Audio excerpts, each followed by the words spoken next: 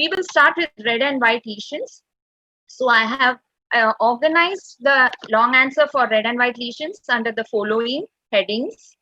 Now, before we start with red and white lesion, we should know what causes the color of the mucosa. You all know that the color of mucosa is pink. You know, light actually is incident on the normal mucosa, the translucent epithelium, and it is reflected by the underlying connective tissue, the vascular connective tissue, and again it passes through the translucent epithelium and reaches the eyes of the observer. So that causes the pink color to the mucosa. And it depends on the epithelial thickness, the degree of keratinization, concentration and dilatation of blood vessels in the connective tissue, and the amount of melanin pigmentation in the epithelium. So any change in the epithelial thickness, keratinization, the blood vessel in the connective tissue or melanin pigmentation can result in colored lesions in the oral mucosa. So let us see what causes white lesion. So the reasons are hyperkeratosis, as we see in leukoplakia, and acanthosis or a thickening of the stratum spinosum, leukodema, which is due to the accumulation of fluid in epithelium, or necrosis of the oral mucosa, which occurs as a result of chemical burns. The other reasons are pseudomembrane, which is produced by candida. Dysplastic changes with carcinoma can also present as a white lesion. And as you all know, oral submucous fibrosis, the increased fibrosis and reduction in vascularity also presents as a white lesion. Production of abnormal keratins, which imbibe more fluid than the surrounding keratinized mucosa, also presents as a white lesion. So these are the reasons for white lesions. All this you have to write in your introduction. Now, let us see what makes a lesion red. It could be due to atrophic epithelium, increased vascularization, blood vessel dilatation, extravasation of blood, or increasing hemoglobin concentration as it occurs in polycythemia. Now, I have put red and white lesions classified under infectious diseases, pre-malignant lesions, immunopathological diseases under which all the oral lichenoid reactions come in, and the allergic reactions, toxic reactions, reactions to mechanical trauma such as Mosaicischobacarum. Then we have the miscellaneous red and white lesion, including benign migratory glossitis, leukodema, white sponge nevus, and hairy tongue. Now, before we start with explaining each of them, we have to know what oral potential malignant disorders are, under which you have to classify them into potentially malignant lesions, including leukoplakia, erythroplakia, etc., and potentially malignant conditions, including oral submucous fibrosis, lichen planus, actinic keratosis, syphilis, etc. See, these lesions and conditions are very important. Very important in your exam. When you are asked about the usual question that comes as a long answer question is classify red and white lesions, and then you will be asked to describe the clinical features, the pathology, etiopathogenesis, then differential diagnosis, management, and investigations and management of either lichen planus, oral submucous fibrosis, or leukoplakia, or even candidiasis. So these lesions can be asked along with the LAQ, or any of these 4 lesions can come as an SAQ also. So you have to prepare these 4 lesions perfectly. Now coming on to candidiasis.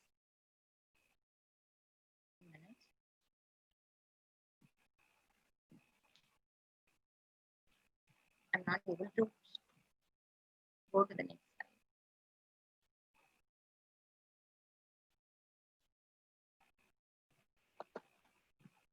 Okay. Candidiasis, as you all know, it is the most prevalent opportunistic infection in the oral mucosa. It is a normal commensal in the oral cavity, but only when predisposing factors such as immunosuppression, illness, cancer set in, then the candida colonize to give a condition called candidiasis. It affects all ages, and there are 2 types of candidiasis: primary or oral candidiasis, secondary or systemic candidiasis.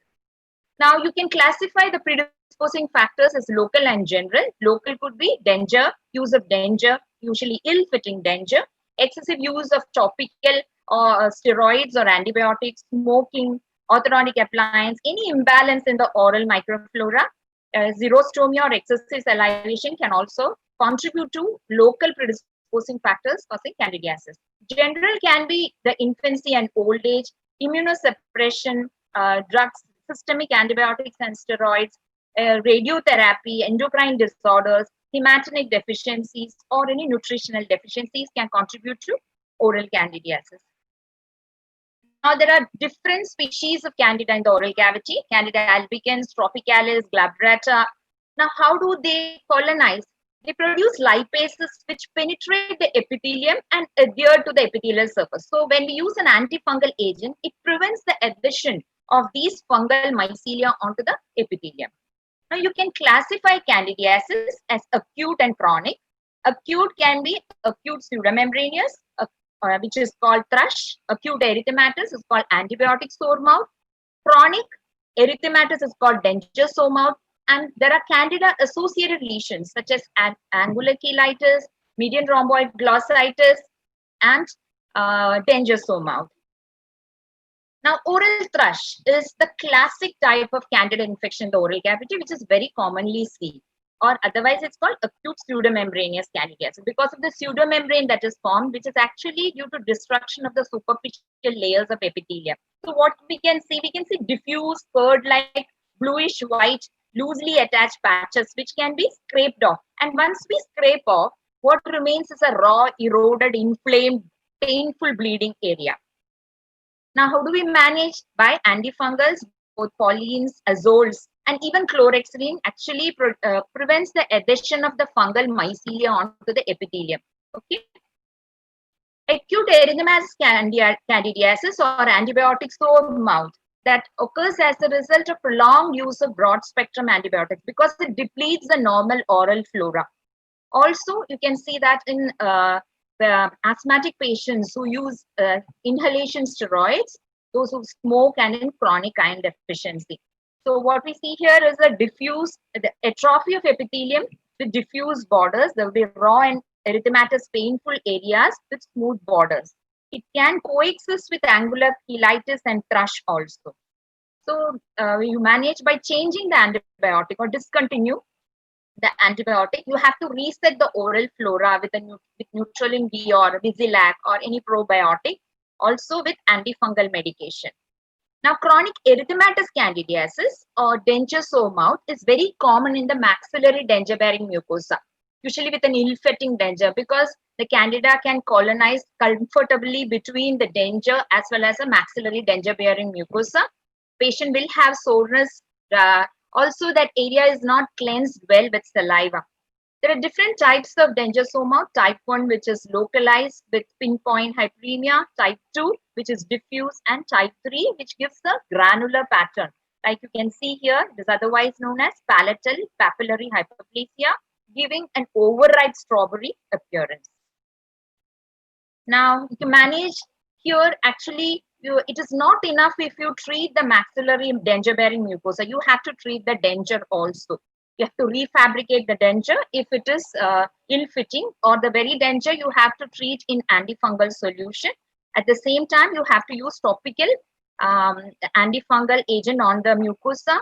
If there is no response, you have to go for a systemic antifungal agent.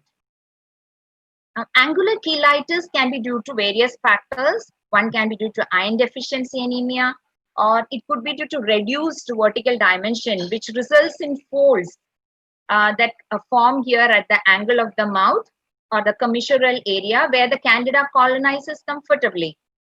And it also coexists with denture sore mouth.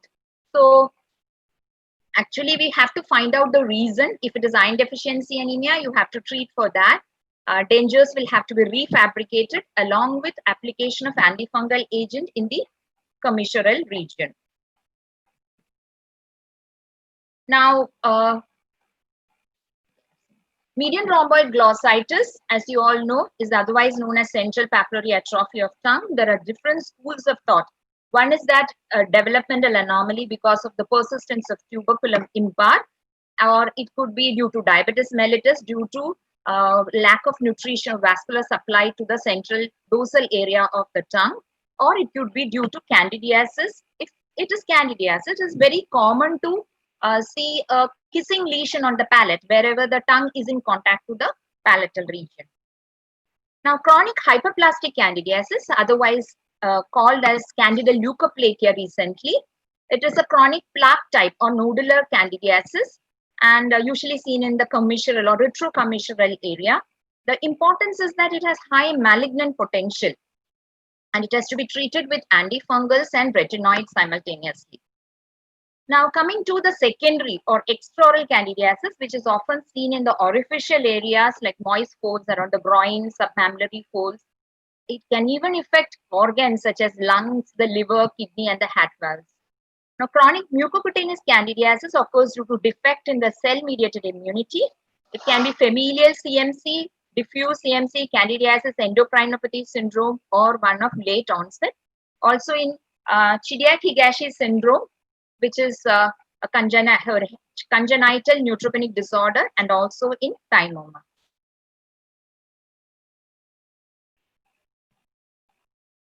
Now, when you write an SLAQ or a SAQ on candidiasis, you have to add up with the investigations also. Lab investigation in candidiasis can be asked as a short answer question. So you have to be prepared for that. The simplest way is a KOH prep. That is to prepare a smear on a slide with 20% potassium hydroxide and examine it under the microscope to see the fungal mycelia. You can do gram staining or periodic acid staining also. You can do a fungal culture with Sebarod's dextrose agar when you get such creamy colonies, or cornmeal agar or chrome agar culture can also be used for diagnosis of candida or to know which candidal organism is involved and to treat it appropriately. Now, candidiasis is not complete unless we discuss about Eade reaction or monolid reaction, which is just a hypersensitivity reaction to the candidal antigen, and it can occur in the perioral site. So there is no organism found in these lesions as such, and it resolves easily with antifungals. Now let us go to the next lesion, that is leukoplakia, next white lesion, leukoplakia, and I'll be describing it under these headings. Leukoplakia literally means a wide raised non-scrapable lesion which is more than 1 centimeter in diameter. You have to give the definition for leukoplakia that it cannot be characterized clinically or pathologically as any other disease and is associated with the use of tobacco. Now, whenever you write about lichen planus, OSMF, leukoplakia, you have to give the epidemiology also. The prevalence is 2.6% in India and 4.11% worldwide. The malignant transformation rate for non-homogeneous is more than that of homogeneous.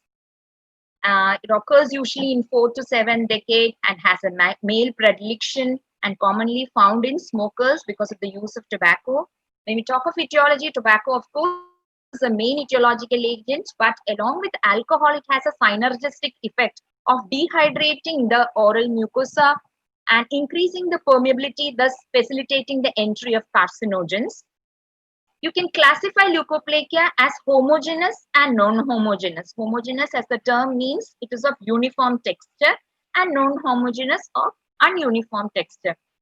Homogeneous leukoplakia as such can present with different patterns, such as you see here is a flat, smooth surface, faintly white homogeneous leukoplakia.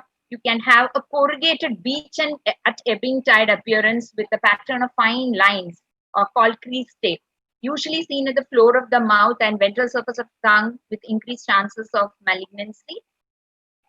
Also, you can get a wrinkled with fissures. The surface will have a dry, cracked mud appearance, or the surface will be thrown into papillomatous projections or cauliflower appearance, which is known as papillomatous. Non-homogeneous leukoplakia will not have a uniform texture or uniform color. Usually it has a red component as well as a white component and is usually seen in the retrocommissural area in BD smokers. That is why it is also called as BD leukoplakia and has high malignant transformation rate. It can appear as I told you, in a nodular or speckle pattern where you can see nodules, whitish keratinized nodules on an erythematous background, or it can be ulcerated or verrucous. And when the red and white component are seen together, we call it as erythroleukoplakia also. Now, proliferative verrucous leukoplakia is rather a recent terminology given to an aggressive form of leukoplakia and usually seen in the mandibular alveolar gingiva. It is quite extensive, begins as flat hyperkeratotic plaque, and then it becomes exophytus and verruciform, and it spreads over a larger area. Importance is that it has high malignant potential, and because of the surface appearance of papillomatous projections, it is proposed to have a viral etiology also. Now, diagnosis of leukoplakia with a clinical history and examination, we can diagnose leukoplakia, but it is important to confirm the diagnosis by staining, by vital staining, and then doing a biopsy. Vital staining can come as a short answer question, so please note that. There are advanced methodologies for diagnosis such as fluorescence. There are light-based diagnostic methodologies for diagnosis of oral pre-cancer as well as cancer. You can do a laser biopsy, but we may not get much material for histopathological examination. Now, differential diagnosis of leukoplakia. Whenever you are asked about differential diagnosis of a particular condition or a lesion, it is better to organize the features into a table by writing all the lesions on the top of the table, and on the side you can write all the features. Like here you can see oral leukoplakia differential diagnosis includes plaque type lichen planus, tobacco-induced keratosis, frictional keratosis, and many others also. And on the at the side you can write the features like sexual predilection, the type of lesion, the history. As you see here, oral leukoplakia is always associated with tobacco habit, while lichen planus is associated with stress, that is a predisposing factor. Now, lichen planus presents with burning sensation, while leukoplakia is asymptomatic. The leukoplakia, the borders are quite sharp and demarcated, while lichen planus has diffuse borders. There is become striae seen, violaceous, cutaneous flat top, papules in lichen planus. So you can arrange the features in this tabular form. It will be quite impressive.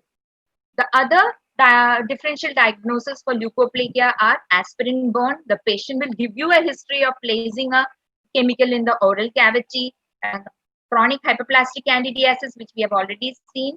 Hairy leukoplakia is a very important differential diagnosis, but it has a viral etiology. It's caused by Epstein-Barr virus in HIV infection or in immunosuppressive conditions, seen only at the lateral border of the tongue. There are receptors at the lateral border of the tongue which causes these lesions. Now, white sponge nevus is another differential diagnosis, but there will be a familial background for it. And then leukodema, it disappears on spreading or stretching the oral mucosa. Linea alba-bacchalis is a normal variant. Morsicatio-baccarum, the patient will give a history of parafunctional biting, habit of biting the cheek or lip. So, after you write the differential diagnosis, whenever you write differential diagnosis, it's important to justify why you have added it in the differential diagnosis and how to rule out each lesion. Simply enumerating will not fetch marks. Okay, so please note that. Now, we can stage oral leukoplakia according to the extent of the size of leukoplakia, the site that is involved, whether it is homogeneous or non-homogeneous, and whether there is dysplasia, mild, moderate, or severe. So we can score it. L is for extent, S is for the site, clinically, whether homogeneous, non-homogeneous, C stands for that. Then P1, P2, P3 will tell us the grading of dysplasia.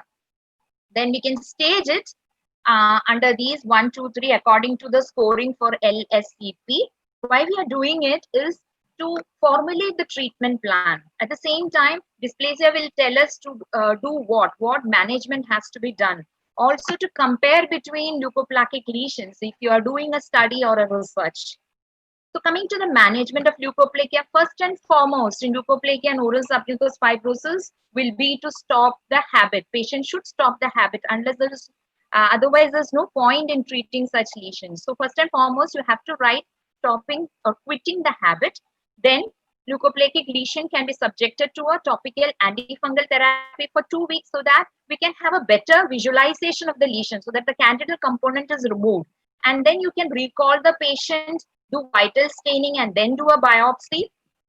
Now in biopsy, if there is no dysplasia or if there is mild dysplasia, you can do conservative treatment, but has to be strictly followed up. And then moderate or severe dysplasia, you can do surgical excision, laser ablation, or cryotherapy. So we can classify management under conservative and surgical. And in conservative, we can do there are natural antioxidants as well as synthetic. Vitamin A is used commonly because of its keratinolytic properties, antioxidant, and re-epithelializes the mucosa. Bleomycin, 5-fluorouracil, as you see here, they're all used, imiquimod are all used for mild dysplastic lesions. And if there is dysplasia, you can do surgical stripping, then low level laser therapy, photodynamic therapy. Cryotherapy is very effective where you necrotize the leukoplakic lesion with a liquid nitrogen.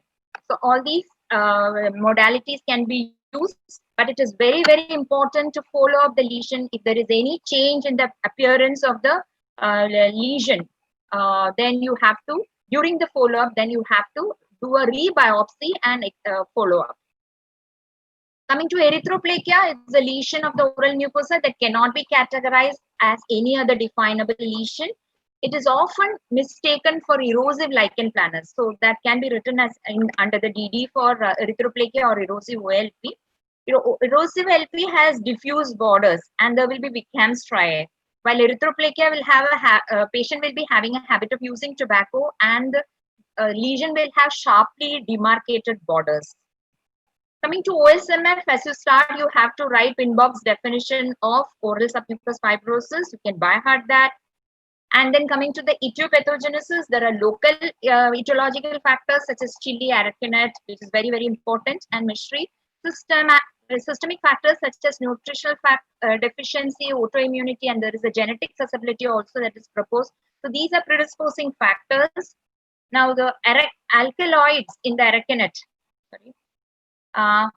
stimulate cultured fibroblasts to proliferate and synthesize collagen production. The flavonoids will increase the stabilization and lead to cross-linking of collagen, and the constant irritation due to the aragonite betel-nut habit can lead to chronic inflammation and activate T cell and macrophages, leading to increase in collagen synthesis and resulting to oral submucous fibrosis. Now, the patient will present with symptoms of limited mouth opening and inability to protrude the tongue. And when you examine, you can see blanched, opaque, marble oral mucosa. The tongue will be depapillated. You can see hockey stick or shortened deviation of the uvula. All these are conditions which are presented in oral submucous fibrosis. You can stage, like we did in leukoplakia, you can also give a staging for oral submucous fibrosis. We can follow Chandramani More's classification, which has a clinical staging as well as functional staging. The differential diagnosis for oral submucous fibrosis include anemic stomatitis, which can be ruled out with a blood examination. Scleroderma is another differential diagnosis because of trismus and stiffness of the mucosa, but it's a connective tissue disorder. Radiation fibrosis, where the patient will have a history of radiotherapy done, and if patient has undergone a surgery in the oral cavity, that can lead to a vertical scar band and mimic oral submucous fibrosis. We can manage oral submucous fibrosis first by asking the patient to quit the habit, giving nutritional support with vitamin A, B, C, and iron. Then alpha lipoic acid is a very good, has been found to be effective in treating oral submucous fibrosis by degrading the collagen and suppressing the inflammatory response. Lycopene, is a potent antioxidant like beta carotene, and a richest source is tomato. Even ketchup consists of large amount of lycopene. Curcumin, which is the active ingredient of turmeric, has been found to have anti-inflammatory, antioxidant, fibrinolytic properties, and it inhibits collagen synthesis and improves mouth opening. Hyaluronidase is used effectively in oral submucous fibrosis. Injections are used to improve mouth opening, as it decreases collagen formation and breaks down hyaluronic acid. Placental extracts are also effective in the management of oral submucous fibrosis to reduce burning sensation if used topically, and if we give intralesional injections, that will improve the mouth opening. The mechanism is biogenic stimulation, and the content are nucleotides, enzymes, vitamins, amino acids, and steroids. Interferon gamma is also effective in the treatment of oral submucous fibrosis. But the first line of treatment, if patient presents with burning sensation, is always topical, and with limited mouth opening, it's always injectable steroids. Also, physiotherapy will help to to bring about elasticity of the oral mucosa by diathermy or by massage or with laser. It's found to be very effective. Patient can undergo oral exercises. And if all these fails, we can go for surgical excision of the fibrotic bands to improve the mouth opening. If it is very severe, if the patient has severe restriction of mouth opening, we resort to bilateral temporal myotomy or bilateral coronidectomy, which has found to improve the mouth opening. Whatever said and done, in the malignant transformation rate is 4 to 16%, we have to strictly follow up oral submucous fibrosis on a long term. Coming to the next white lesion, lichen planus. As you all know, the term is due to its resemblance to the lichen on trees. And it's a common autoimmune chronic mucocutaneous disorder. It has the skin as well as oral lesions. The prevalence is 0.1 to 4%, usually found in women in the 5th and 6th decade. It has an annual malignant transformation rate of 0.5 to 2%. Now, when you talk of lichen planus, we have to think about 6 P's. It usually presents as purplish, polygonal, planar papules or plaques, and it's intensely pruritic if on the skin. But in the oral mucosa, it presents as burning sensation. Now, what are the etiologic risk factors? Stress is the main precipitating factor for oral lichen planus. There has been other etiological factors such as the genetic background, dental materials or drugs causes lichenoid reactions, and there is an association between hepatitis C virus and lichen planus, not much in India but in European countries. In the oral cavity, lichen planus presents as reticular, papular, which is the most common forms, then plaque-like or bullous, erythematous, and ulcerative forms. So for convenience sake, we will classify oral lichen planus into non-erosive types and the erosive types. Okay, non-erosive is usually asymptomatic. It's usually found during accidentally while clinically examining the oral cavity. Now, when you know about Bigham's striae, when there are fine white lines or striae which form a network like this with peripheral erythematous area on the buccal mucosa, we call it as reticular lichen planus. When these lines, they form circular or ring-like pattern, we call them annular network. The basic lesion of lichen planus is a papule. And when on the buccal mucosa, we can see multiple raised bluish white papules spread across the buccal mucosa. Then we call it as papular lichen planus. When they coalesce to form plaque-like, which is usually seen on the tongue and mistaken for leukoplakia, that is a plaque-like lichen planus. On the tongue, lichen planus usually presents as plaque-like. Now, the differential diagnosis for non-erosive, usually it is leukoplakia. As we have already seen, leukoplakia will always have a habit of tobacco. The patient will have a habit of using tobacco, while in lichen planus, the patient will be under stress, presence with burning sensation, while leukoplakia, the lesion is asymptomatic. There will become striae in lichen planus and many a time skin lesions also, which are all absent in leukoplakia. Now, erosive lichen planus presents with the patient always presents with burning sensation. It's very symptomatic and usually appears as homogeneous erythematous area on the buccal mucosa, tongue, floor of the mouth, and is usually associated with desquamative gingivitis. Now, talking about desquamative gingivitis, you can ask the patient whether there is peeling up of epithelium in relation to the gums. Desquamative gingivitis is also seen in pemphigus, pemphigoid, linear IgA disease. So they are the differential diagnosis if there is desquamative gingivitis. If these erythematous areas are deep, then we call them ulcerative lichen planus. If there is a history of vesicles or bullae, we call them bullous lichen planus. So usually the DD is lichenoid reaction, which is usually associated with a drug or a restoration. In the case of amalgam or any other restorations, lichenoid reactions are usually seen unilaterally, while lichen planus is commonly seen bilaterally. That's another differentiating features. You may get a question on differentiating lichen planus and lichenoid reaction. There are a list of drugs which can lead to lichenoid reaction or drug eruptions. And lichenoid reaction usually occurs in proximity or close to, if there is an amalgam restoration, you can see the lesion that is adjacent to the restoration itself on the buccal mucosa. And once that is replaced by any other restoration, the lesion disappears. Once you stop the drug or change the drug, the lesion disappears. So that is one way of ruling out lichenoid reaction. And contact reactions are actually delayed hypersensitive reaction, as we see with restorative material.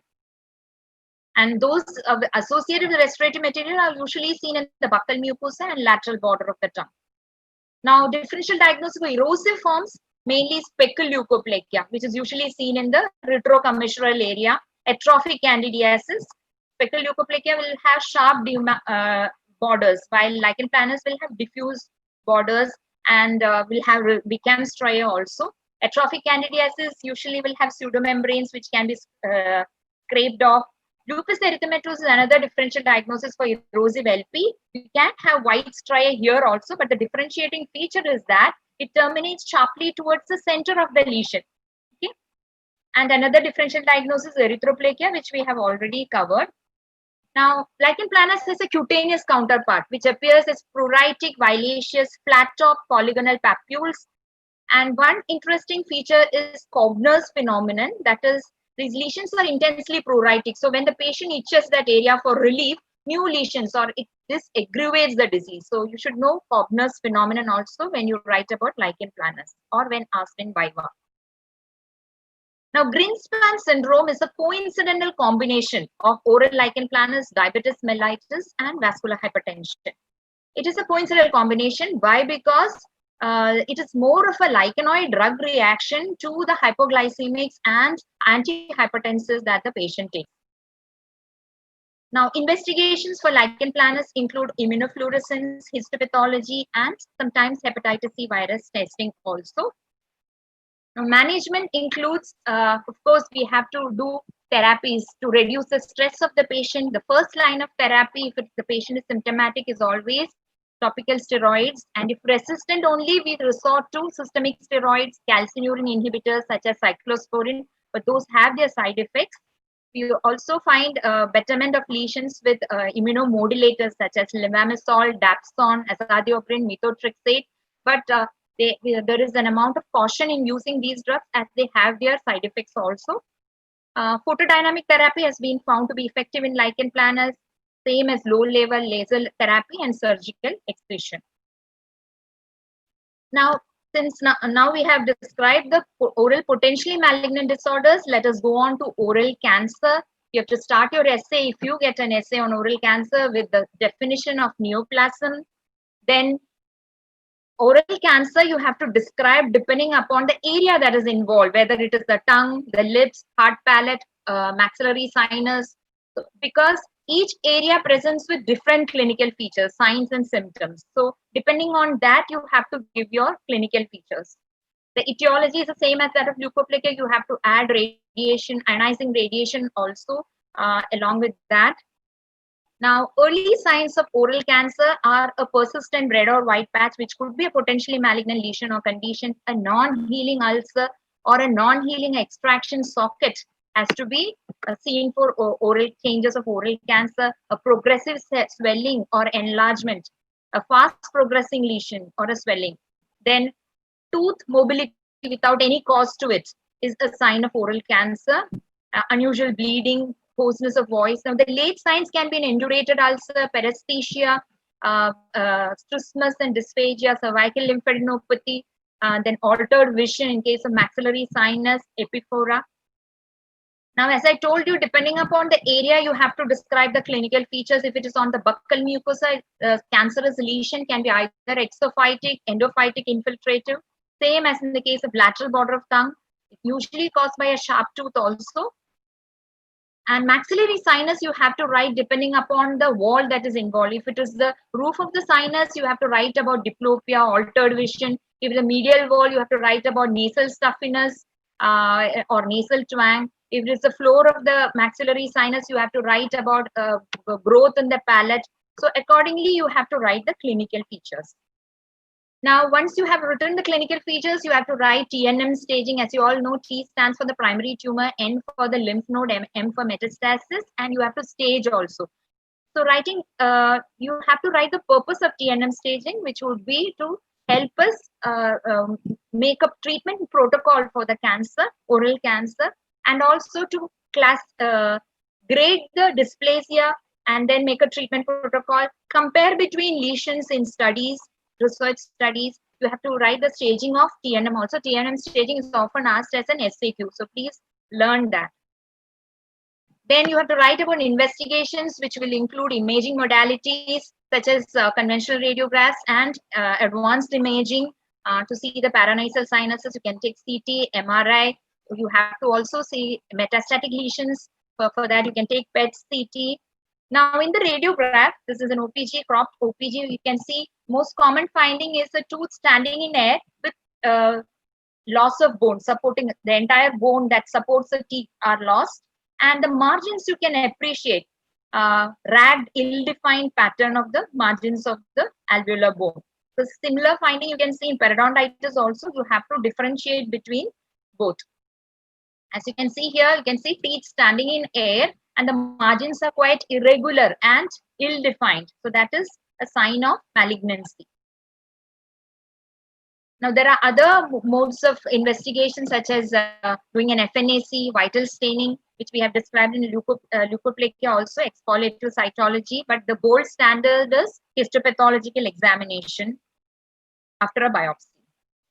Now, leaving cancer and coming to silolithiasis, salivary gland disorder. Silolithiasis, I know you are, I'm sure you all know that it is a stone within the duct or the salivary gland. It's defined as a calcified organic matter in the parenchyma or ducts of major or minor salivary glands, consists of laminated layers of organic material covered with concentric shells of calcified matter, and the structure is hydroxyapatite crystalline consisting of octacalcium phosphate. Now, the predisposing factors are inflammation, local irritants, or drugs, which reduces flow of saliva, results in stasis in the flow of saliva, forming an organic nidus, which later calcifies. You all know that submandibular siloliths are more common than parotid. Why? Because of the tortuous course of the duct, because of increased mucinous content and calcium and phosphate in the submandibular salivary secretion. Now, the patient always presents with painful recurrent swelling, okay, in the submandibular region or parotid region, which is more during meals, and it subsides after that. So that is the classic sign of silolithiasis. If it is not treated, it will lead to retrograde infection and degeneration of the gland. Now, if you take a radiograph, you can see a radiopaque area in the duct or in the gland, but not all calculi will be completely mineralized to be present as a radiopaque lesion in the radiograph. 20% of submandibular and 50% of parotid siloliths are poorly calcified. The other investigative modality, so you have to reduce the exposure when you are taking a radiograph so that it is visible as a radiopaque object. Then ultrasonography is taken, and the silography also helps us to see the silolith. So here you can appreciate a silolith in the floor of the mouth. This is the mandibular salivary gland opening. Then here in the lateral skull radiograph, you can appreciate a radio opacity below the mandible. Here is a cropped OPG where you can appreciate silolith again, an occlusal, lower occlusal radiograph where you can see a linear radio opacity, which is suggestive of a silolith. This is a silography of a normal parotid gland, which presents as a leafless tree, okay, or tree in winter. And this is silography of the submandibular gland, similar appearance, tree in winter or a leafless tree. This is silography of a left submandibular gland. There is a large silolith here, which appears as in silography, it appears as an unfilled defect, and which has led to silodochitis or fibrosis and inflammation and fibrosis of the duct, which has led to strictures, which gives a beaded string or sausage appearance of the duct. Now, the differential diagnosis, if asked, of silolithiasis would be calcified lymph node or an avulsed or embedded teeth, which we can see in the radiograph, a foreign body, radiopaque foreign body, phlebolith with a calcification in the vein, or a facial artery. Myositis ossificans can be mistaken for a ciliate, then hyoid bone, inostosis, which it's an intrabony counterpart of exostosis. And management is usually surgical removal from the duct or from the gland. Coming to the next salivary gland disease, the Sjogren's syndrome. It's a chronic autoimmune disorder caused by lymphocytic infiltration of the salivary and the lacrimal glands and presents with three symptoms: keratoconjunctivitis sicca or xerophthalmia or dry eyes, xerostomia or dry mouth, arthritis also. If the first two, dry eyes and dry mouth, are only there, we call it as the primary or the keratoconjunctivitis sicca syndrome. If there is in the secondary Sjogren's syndrome, there is arthritis and systemic lupus erythematosus and other diseases also.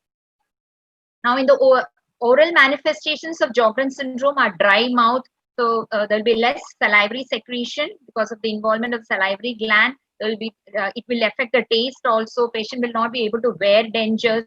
The entire mucosa appears dry and glazed, and there will be a clicking quality of speech because of the tongue sticking to the palate. While eating, you call it as a cracker sign also. And the tongue will have severe fissures. It will be depapillated. Because of lack of saliva or xerostomia, there will be superadded infection by opportunistic Candida albicans because they get to colonize. There will be increased incidence of dental caries and periodontitis also. Eyes will be itchy. It will be because of less lacrimal secretion. It will be dry. There will be keratoconjunctivitis. And secondary Sjogren's syndrome is associated with connective tissue disorders such as rheumatoid arthritis. You can see ulnar deviation of fingers and rheumatoid nodules. Other systems are also involved in Sjogren's syndrome such as hepatosplenomegaly and glomerulonephritis. Now, this picture gives you the clinical features. As you can see here, there is bilateral enlargement of parotid salivary glands, dry mouth, dry eyes. Tongue, as you can see, is glazed, depapillated with fissures. There is superadded candidal infection. And here you can see ulnar deviation is characteristic of rheumatoid arthritis and keratoconjunctivitis. Now, investigations would include ophthalmic studies and salivary studies. Ophthalmic studies include Schirmer's test, where you place a filter paper in the lower conjunctival sac to know the wetness, thus assessing the lacrimal function. Rose Bengal test can be done with a dye, Rose Bengal dye, to know the denuded areas of the cornea, which is taken up. Breakup time is a test done using a slit lamp and noting the interval between a blink and appearance of dry spot in the cornea. Salivary studies include flow cytometry, that is assessing the amount of saliva that is secreted, xylochemistry, xylography, and scintigraphy. Also, minor salivary gland biopsy, especially in the labial mucosa, where there are a lot of minor salivary glands, and the inflammatory foci are counted. So, to confirm the diagnosis, two of the above three features should be positive. Either positive serum anti-SSA-RO or anti-SSP-LA, which is suggestive of a connective tissue disorder, or a positive labial salivary gland biopsy with focal lymphocyte score of more than 1 focus per 4 millimeter square and conjunctivitis. So, two of the above features should be positive to confirm the diagnosis of Sjogren's syndrome. This is xylography of Sjogren's syndrome in the parotid. As you can see here, it's called cherry blossom or snowstorm appearance. Why? Because the dye, the xylographic dye, it leaks out through the ductules and they form blobs or globules. That's why it's called punctate xylactiasis or globular xylactiasis. So this is a salivary xylographic picture of Sjogren's syndrome. And treatment, you have to give symptomatic relief to the eye with artificial tears. Due to xerostomia, you have to give artificial saliva, which contains carboxymethyl cellulose, to stimulate salivation using pilocarpine. Antifungals have to be given for the opportunistic candidal infection and is treated with systemic hydroxychloroquine and corticosteroids. Now, leaving salivary gland disorders, let's go to facial palsy. Now, facial palsy, it's a seventh cranial nerve, and the facial palsy can be caused by birth defects whenever a forceps delivery is done, Mobius syndrome, and due to traumas where there is skull fracture or facial injuries can lead to facial palsy, where there is injury of the facial nerve. Infections such as otitis media, chickenpox, mumps, mastoiditis, poliomyelitis, all can result to facial palsy. Then toxic drugs such as thalidomide, then tetanus toxin, diphtheria toxin can lead to facial palsy. There are metabolic disorders also which can result to facial palsy. Then there are neoplasms which exert pressure on the facial nerve and can cause facial palsy, including tumor, sarcoma, carcinoma, or any of these lesions. There is an iatrogenic cause also, which is very common but very transient also. When you do a mandibular block, if you injure the parotid gland and the facial nerve, can result in facial palsy. Also, if there is injury during head and neck surgery. Myasthenia gravis and sarcoidosis also can result in facial palsy. They are under the idiopathic causes. Now, Bell's palsy was first described by Sir Charles Bell because only when there is Bell sign we term it as Bell's palsy. It is a unilateral self-limiting condition. Now, what are the features of Bell's palsy? It always involves only one side. The patient with Bell's palsy will have inability to smile. As you can see, there is drooping of the corner of the mouth on the affected side. Patient may not be able to whistle. At the same time, may not be able to close the eye or raise the eyebrows. You can see there are no wrinkles that are seen on the forehead. The speech will be slurred. Patient will have mask-like appearance, and anterior two-thirds of the tongue due to innervation by chordae tympani. There will be loss or alteration of taste also. Now, the most common facial nerve paralysis is due to the mandibular block that we give, which is transient also. If you use proper technique, we can avoid such complications. Otitis media can lead to facial palsy. The congenital facial palsy are associated with syndromes such as Mobius syndrome, Fletcher-Collins syndrome, Goldenhar syndrome, and most important, Ramsay-Hunt syndrome. During Viva, you will be asked to name syndromes involving facial palsy. So you can name any of these. Out of these, Ramsay-Hunt syndrome can come as an SAQ or shingles or herpes zoster oticus. As you know, the patient with Ramsay-Hunt syndrome will have a history of chickenpox, and this is caused by reactivation of the varicella zoster virus, which is herpes zoster virus. It reactivates and affects the facial nerve, which the virus actually remains dormant in the geniculate ganglion and reactivates whenever there is some immunosuppression or any other precipitating factor. So how do you differentiate between Bell's palsy due to other causes and due to Ramsay-Hunt syndrome? It's by, in the case of Ramsay-Hunt syndrome, patient will have fever and also blisters in the dermatome that is involved, usually on the earlobe or on the palate or on the tongue or in the buccal mucosa. Okay, so that helps us to differentiate, and paralysis can occur along with these lesions or after the onset of the rashes. Now, other symptoms which will help us to differentiate shingles is there will be hearing loss on the affected side. The person will also have dizziness, due to which there will be nausea and vomiting. There will be vertigo. And another sign is tinnitus, or a ringing sensation in the ear in the affected side, which will take a long time even after treatment to go. Now, diagnosis, clinical features itself is very much diagnostic. If you want to confirm, you can do virological studies like ELISA. Audiometry is very important because patient will have defective hearing on that side. Nerve conduction studies can be done. And to rule out structural lesions, you can do CT, MRI also.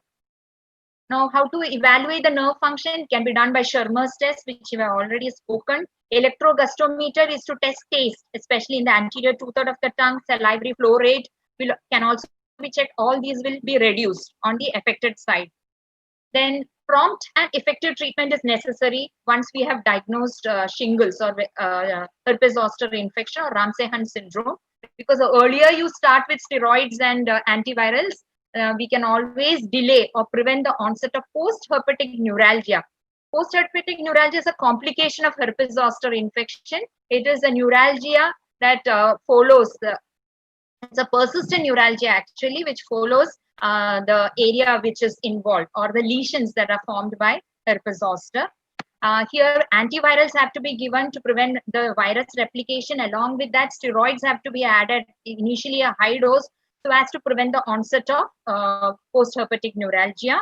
That will also help prevent the inflammation and edema of the nerve. So recovery occurs, the lesions will disappear within a week, but the facial palsy will take about 1 month or more to subside. So along with these medicaments, you have to take care of the eyes, because the patient will not be able to close the eye. So you have to get it padded, or else there will be injury to the cornea and it will dry up. Lubricating drops can be used. Along with that, physical therapy is very, very important so that the facial palsy patient recovers from the facial palsy soon. It can be done through shortwave diathermy. Massage is very, very important. Intermittent application of heat and cold is also very effective for treatment of Bell's palsy. Coming to the next, trigeminal neuralgia. It is a very important question which can come as SAQ. It is otherwise known as tic douloureux, trifacial neuralgia, or Fothergill's disease, according to the person who has first described the disease or the neuralgia. It is defined as, each word is important here. Trigeminal neuralgia is defined as a sudden, unilateral, severe, brief, paroxysmal, stabbing, lancinating, recurring pain in the distribution of one or more branches of the fifth cranial nerve. Can affect ophthalmic, maxillomandibular. Ophthalmic is rare.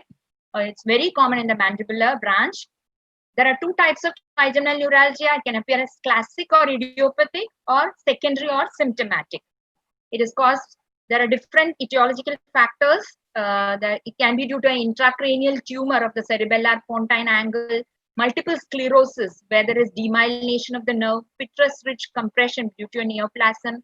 It could be due to a vascular factor such as transient ischemia or aneurysm of the superior cerebellar artery, or due to infection, because anything which creates pressure on the roof of the trigeminal nerve or results in focal degeneration and hyperexcitability of the nerve fibers. These patients will have trigger zones that will be according to the dermatome which is involved. If it is mandibular, the trigger zones will be in the chin, above the upper lip. So anything which touches this area, it could be a light breeze also, will stimulate pain in this area. So patient will avoid talking and touching the area of the face. He will avoid from washing or shaving also, or eating from that side, or brushing his teeth. So clinical features will include, usually it is during the 4 to 6 decades. It's usually common in females, and right side is more affected. It doesn't occur during sleep, and in between the painful episodes, there is a refractory period with no pain. A patient, because of all these problems, will have an emotionless, mask-like face, because he will avoid any movement or any problem, anything getting touched to his face. So he'll have a frozen face appearance. The treatment for trigeminal neuralgia includes both medical and surgical. Diagnosis is also important, according to which we have to formulate the treatment plan. But invariably, initially, we start with anticonvulsants such as phenytoin, carbamazepine. First, we start with 100 mg and then step up to 1200. Gabapentin is also another anticonvulsant that is found to be effective in trigeminal neuralgia. Then we can use antispasmodic agents such as baclofen, antipsychotic agents such as amitriptyline. If patient doesn't respond to any of these, we have to go for surgical treatments such as radiofrequency or thermocoagulation, even injecting glycerol or alcohol into the nerve. Resistant cases are usually treated with major surgeries such as microvascular depression, that is relieving the pressure over the artery, or with percutaneous stereotactic radiofrequency or rhizotomy. These are all last resorts in the treatment of trigeminal neuralgia. So I hope you have got an overview about the topics that have been given to me, and thank you for your patient listening, and best of